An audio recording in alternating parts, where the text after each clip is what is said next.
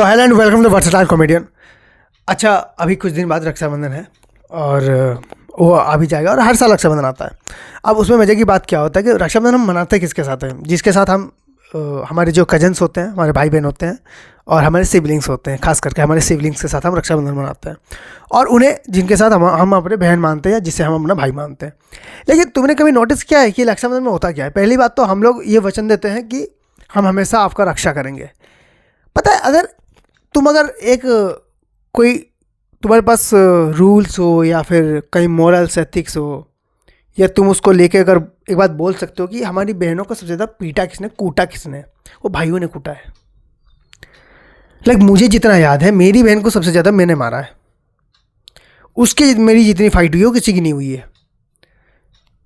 मुझे एक टाइम को ऐसा लगता था, एक टाइम पे जब मैं छोटा था तो मुझे लगता था मेरी दुनिया की सबसे बड़ी दुश्मन मेरी बहन है। और ऐसा सिर्फ मेरे साथ नहीं था, ऐसा लगभग मेरे हर दोस्त के साथ था जिनके घर में छोटी बहन या बड़ी बहन थी। वो हर कोई कहता था मेरी बहन जितनी कमी कोई नहीं हो सकता भाई। और यही सेम डायलॉग हर कोई बोल रहा है। और हर रक्षाबंधन हम लोग ये बोल रहे हैं कि हम आपकी रक्षा करेंगे।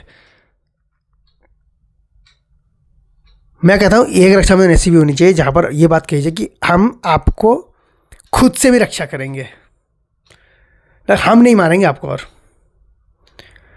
लेकिन ऐसा नहीं हो सकता bro. If you are siblings तो आप अपना जन्मसिद्ध अधिकार लेके आए हो कि आप एक दूसरे से लड़ोगे। कोई किसी के मुंह तोड़ेगा, कोई किसी के नाक फोड़ेगा। और ऐसा होता है कि बहनों के साथ कि अगर आपने उनको मारा तो आपकी गलती, अगर उन्होंने आपको मारा तो भी आप ही की गलती होती है। और ऐसा खासकर मेरे घर में तो हो ही जाता है। और मुझे कभी लगता है कि देखना, खास करके ना मज़े की बात क्या होती है, हम लोग उस दिन ज़्यादा रक्षाबंधन मनाते हैं जिस दिन सबसे ज़्यादा लड़ाई होती है ना। जैसे रक्षाबंधन अगर कल है तो यकीन मानो आज बहुत ज़्यादा लड़ाई होने वाली भाई बहन के बीच में, किसी न किसी बात को लेकर। मेरी तो रक्षाबंधन के दिन भी लड़ाई हुई है मेरी बहन के साथ। अच्छा, अभी कुछ देख लेना, अभी जब से बड़े बड़े हो जाते हैं थोड़ी मैच्योरिटी आ जाती है कि अच्छा गिफ्ट भी देना होता है, प्रेजेंट देना होता है, कुछ कहीं हो सकता है तो कुछ कपड़े ला के दे दो, कुछ मिठाइयाँ दे दो, उनकी फेवरेट चॉकलेट दे दो। बचपन में क्या होता था कि मेरी बहन ने मुझे राखी बांधा और उसके बाद मुझे होता था कि मम्मी बोलती थी कि ये ले, ये पैसे ले और उसको दे दे। और मेरा जो स्टांड था वो ये था कि इससे पैसे क्यों देने हैं, और अगर इससे देने हैं तो मुझे क्यों नहीं मिल रहा वो पैसा। और मेरी बहन का उस दिन कमाई का दिन था भाई। हमारे घर में जितने भी कजन्स थे, मैं था, मेरे बड़े भैया हैं, उन सबको मेरी बहन राखी बांधती थी। और बड़े अच्छे पैसे आ रहे हैं।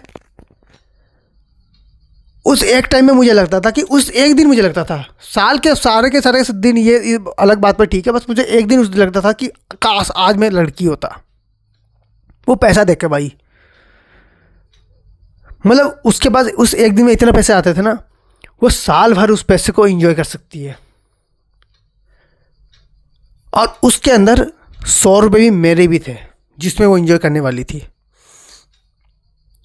तो मैंने ऐसा सोचा कि लड़कों का भी तो कुछ होता होगा जिसमें लड़कों को पैसे आते होंगे कुछ ना कुछ। तो मैंने ऐसे मम्मी को पूछा, मम्मी मुझे पैसे कब आएंगे? तो मेरी मम्मी ने बड़े प्यार से बोला, बेटा जब तू अपना बिजनेस करेगा या तो तू नौकरी कर लेगा तब तेरे पास पैसा है। मैंने कहा हो गया, फिर तो हो गया। उससे बड़ी अजीब बात नहीं है, जिसके साथ सबसे ज़्यादा लड़ते हैं उससे सबसे ज़्यादा प्यार भी करते हैं। हम लोग उसी को सबसे ज़्यादा ट्रस्ट करते हैं जिसको हमने सबसे ज़्यादा मारा होता है, पीटा होता है, जिसके साथ हम लोग गड्ढे में गिरे होते हैं।